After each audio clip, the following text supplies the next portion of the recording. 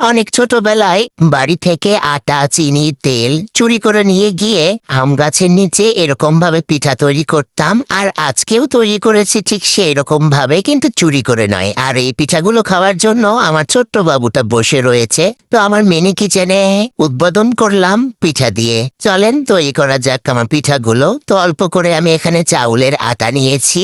Mini কিচেনে বয়সকালে আবার খেলা শুরু করে দিয়েছি বলতে পারেন, ভিডিও করার জন্যই আসলে মিনি কিচেনের রান্নাবাড়িটা শুরু করা। তো এখানে আমি কয়েক চামচ চিনি দিয়ে দিচ্ছি। আগে কিন্তু একটুখানি লবণ দিয়েছি। এখন এটাকে গরম পানি দিয়ে সুন্দরভাবে মেখে নিব। তো মাঝখানে একটু গর্ত করে নিলাম। আর এটা হচ্ছে মাটির একটা বদনা, পানি পড়ছিল না প্রথমে, তারপরে ওইভাবে একটু ঢেলে নিলাম, নিয়ে মাখিয়ে নিচ্ছি সুন্দরভাবে। হাত দিয়ে একটু চটকে চটকে মাখিয়ে নিচ্ছি। ছোট্ট বাসন, আসলে বড় বয়সে বড় বড় বাসনে কাজ করে করে অভ্যাস হয়ে গেছে। এখন ছোট বাসনে কাজ করতে গেলে একটু হিমশিম খেতে হচ্ছে।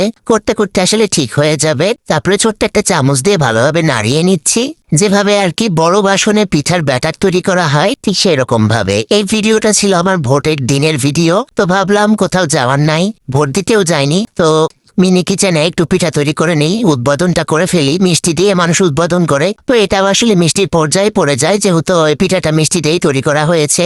এটাকে আমাদের এলাকার ভাষায় তেল পিঠা বলা হয়, অনেক এলাকাতে পোয়া পিঠাও বলে। নতুন করে চুলাটা জ্বালিয়ে নিলাম। প্রথম জ্বালাচ্ছি, কাগজ দিয়ে ধরাতে গেছি। চুলাটা তৈরি করেছিলাম অনেক দিন ধরে, প্রায় 15-20 দিন ধরে চুলাটা তৈরি করে নিয়েছি। আর অনেক কষ্ট করেছি চুলাটার পিছনে। কিন্তু আজকে যখন চুলাটা ধরাতে গিয়েছি, আমার শাশুড়ির অন্যরকম কথা। এই চুলার আগুনের কালিতে নাকি, ধোয়াতে নাকি বাড়িঘর সব কালি হয়ে যাচ্ছে।